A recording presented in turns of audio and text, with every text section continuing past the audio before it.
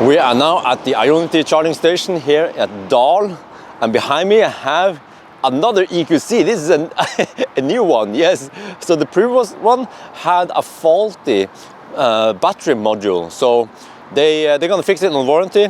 And then now I borrowed it again. I will actually do a range test with this and also a charging test, and I will drive it to Frankfurt and back again. So that's going to be awesome. I'm looking forward to it. So look at that cool license plate number, man. 18881. That's a lucky number, right? So this one is exactly the same as the previous you saw. They spec it to be exactly the same. It's the 1886 edition. Same seats, same trim, same interior color. Everything is the same. Check in the back here, so you've seen it before. And actually I heard that you can also on the EQC get climate control settings for the back, but they just haven't spec'd it up. So they agree with me that they should have the press cards to be top spec, so you get the right impression of how good it can be. Yeah, it has the Burmeister speakers. Yeah, and let me check. Well, this one also has the tow hitch, right? Let me check here. We have the button there. Okay. Yes, we have it. Oh yes. Bring out the the penis enlarger. Yeah. Okay. Let's hide it again. Yes. Come on. If you don't need it erected, then you could just put it away. Nice. Okay, and then you can also kick here to close it. Oh, look at that, like a boss. But anyway, so in this video, I was a little bit distracted there. In this video, I will do the range test. So I have to charge it to 100% first. It's a bit hard to read the screen here. It's always hard to read the screens on the Ionity chargers. Maybe if I stand on this side, it'll be slightly better. So we are at 92%. We are still charging at 16 kilowatts. From what I heard, there is a top buffer, so that's why it finished. When you have 100%, it's not true 100%. So okay, it's good for my test, because then I don't have to wait forever for it to charge 100%. So we can see in the car, by the way. We are about to start. We have the live stream going on there, by the way. When you enter the car, you will briefly see this screen for about 1 minute, and you see that the time now is 1:18, and then it will finish in 5 minutes only. So okay, that's good. Oh yes, we are on the move. And then let's start by coasting. Let me see, how did I coast again? Yeah, I just switch off cruise control. That's it. Yes, switch off cruise control. Now the car starts coasting, and the beauty about this car is that it has induction motors, so they have no resistance when they are just free rolling like this. So now we pick up speed. Oh yes, let me see if you can see it. Oh, there. Speed goes up. Yes, this car rolls a bit fast downhill because oh, it's a Polizei. Because it's heavy.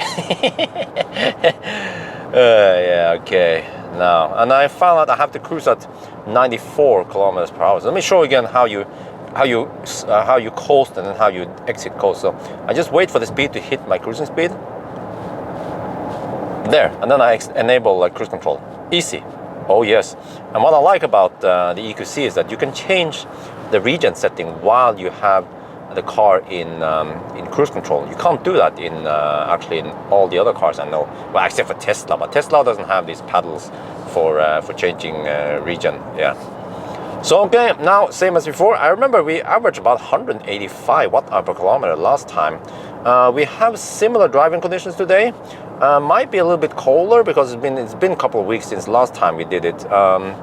So hopefully we should be able to get close to the previous result. And for you who want to know, let's check out.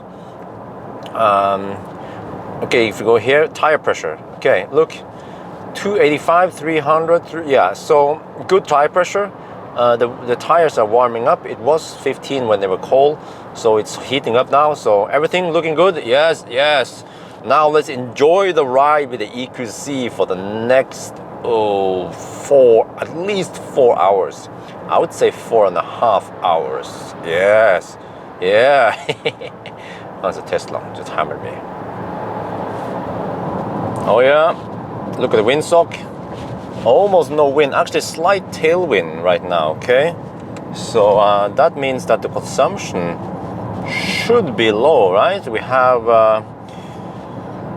dry roads, very little wind, low traffic, and consumption is 189, okay? We have to see if it drops. Yeah, I was getting so nice consumption last time. But if I remember correctly, the temperature was higher. So with lower temperature, then you have more drag. Yeah, and this one kind of suffers from it. So we shall see. Yeah. All right, here we go again. So we've been. What the heck? What's up with all this? You know, that's a second, at least a second fossil car who hammered me. I'm doing 90 kilometers per hour, and they are driving barely legal with the trailer. But okay, so we are now at the turnaround point. Kolmoen, I always turn around here. You guys are probably tired of it. Yes. Why do you have to go the same way? Well, you see, the reason why I go the same way is because it's easy to replicate the test with all the other cars. I try to pick days with the same driving conditions, the same weather and everything. Then you can actually compare the results. But anyway, look, consumption. Oh yes, EQC for the win. 181 watt-hour per kilometer. So you have a little bit of tailwind, of course, a little bit of downhill, but I believe we can hit 400 kilometers today. And do you know what that means? It means that the EQC should have better range than e-tron and I-Pace. Oh yeah. Okay, I'm a little bit a Mercedes fanboy, but yeah, excuse me. Okay, we have been driving for almost 1 hour and we are down to 80%. And look here, 83 kilometers driven. Ooh, so let's hope that the state of charge scale is linear. Yeah, so far it seems like we have 415 kilometers of range, but you know, we don't know if shit happens after below 50% and it starts dropping faster, whatever. So, but so far it looks really promising. So, yes, now we have to do another 80% before we are down to zero. Wow, okay, close to zero. But, ooh, what nice weather. This helps. Yeah, it definitely helps that we have some sun. Yeah, we're getting close to the turnaround point. We have 49%, yes. And so far, it seems like we can go 400 kilometers. So, yeah, that's good. But, you know, I want to document this because I want to see if the scale is linear. So we have to see in the second half. And it's Friday afternoon. We see more and more traffic now. And we should party. Yes, it's Friday after all. Let me just turn around first. I know I mentioned it's Friday, so people are going in the cabins. We have lots of traffic here. Yeah, so let's test out the Burmeister sound system again. Yeah. Oh, yeah. Good shit. Yeah. If you grew up in the 80s, or if you were born in the late 70s, you know, you grew up in the 90s, 80s. Wow, this one came in the 90s. Damn, it's epic. Ravi ut av deg sjæl opplevelse. That is one of the most epic Viking party music. Yeah. So the Burmeister audio is top notch. Yeah.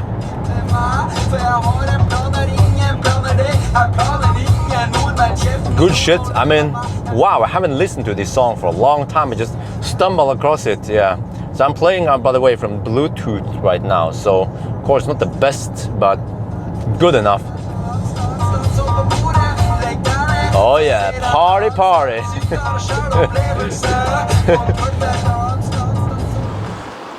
So, I just had to take a break. I've been driving for 3 hours and I had to pee. And I don't want to sacrifice my comfort. You know, when you want to drive like a typical Mercedes driver, they want to arrive in style with comfort.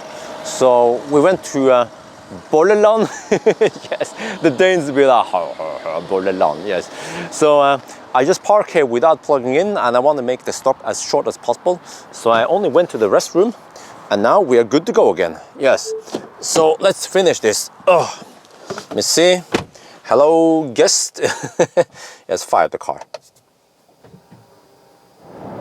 We are now at the 25% mark. Yes, and we have done 311 kilometers. Ooh, so looking really good.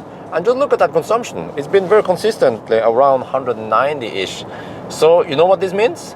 It means that the EQC is more efficient than e-tron. Well, okay, that's as expected, but the EQC is also more efficient than I-Pace. So right now it seems like EQC can beat e-tron and I-Pace in range. Yeah.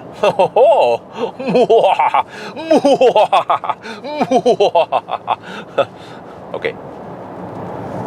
We are now at 20%. Yes. So far so good. 20%. And now we have 87 kilometers on GOM. 88. Yeah. 333. And you see that the power limit actually starts early on this car. So now we have, okay, let me adjust a little bit so you see it better. There. Yeah, so you see we have about 60-ish% power left. Yeah, and also it started raining a little bit, so that's not good for the consumption. Oh, I just got hammered by another guy with a trailer. But yeah, around Nebenez it was raining a little bit, so increased consumption. So not the best driving conditions. So it means that, I mean, I want to show you guys this because it means that if you're driving further south, let's say around Frankfurt, with warmer temperature and dry road, then you can expect even more range than what I get here. Yeah, but let's drive it close to zero. I'm trying to figure out where I should turn around now. Because I want to turn around so I can get back to the Ionity charger without running out of juice. Alright, we are now down to 5% and I have chosen to keep driving. Yes, I want to hit the 400 kilometer mark. So we're getting close. Turtle mode is still on. I have 26 kilometers on GOM. And now we go uphill. Oh shit, this is a bit scary because we might lose. Well, I'm not sure what's gonna happen. I mean, the car shouldn't shut down with 5% or 4% or whatever. So I see that because we have a fairly big battery pack, we only lose 1% or maybe not even 1% by going up this hill. So it should still be safe. Yeah, to see we climb the mountain. Well, not the mountain, the hill. We're climbing the hill and it's still 5%. Yeah, you see, steady as a rock. Good shit. And as for GOM, yeah, almost 400. Oh, let's go for 400 before we park. Oh, yes. Okay, come on, almost there. All right, we are back at the starting point, and if we look at the screenshot, we drove exactly 400 kilometers. Yeah, it was actually 400 kilometers and 300 meters or whatever. It ran up to 400 kilometers, and the consumption was 192. So if you do the math, okay, and then we arrived with 4%, so we spent 96%. So if you do the math, it will actually be exactly 80 kilowatt hours. So if we kept going, that is very impressive. It confirms what the Mercedes told me, that the car is supposed to have 80 kilowatt hours. But this also means that the EQC has better range than I-Pace and e-tron, and it has slightly less energy because it's more efficient than those two other cars. So really good shit, man. Yes, yes. Awesome. So now I will do the charging test. We'll also document that one. So, but the EQC, man. And you know what? The best part is that the EQC costs less than I-Pace and e-tron. Yeah. and it has better range. Of course, when it comes to charging, it's right between them in charging speed. So yeah, if you want to have a premium EV and you don't want Tesla, then you should really consider EQC. So all right, but that's it for now. I hope you guys enjoyed this video. As always, thank you for watching and talk to you later.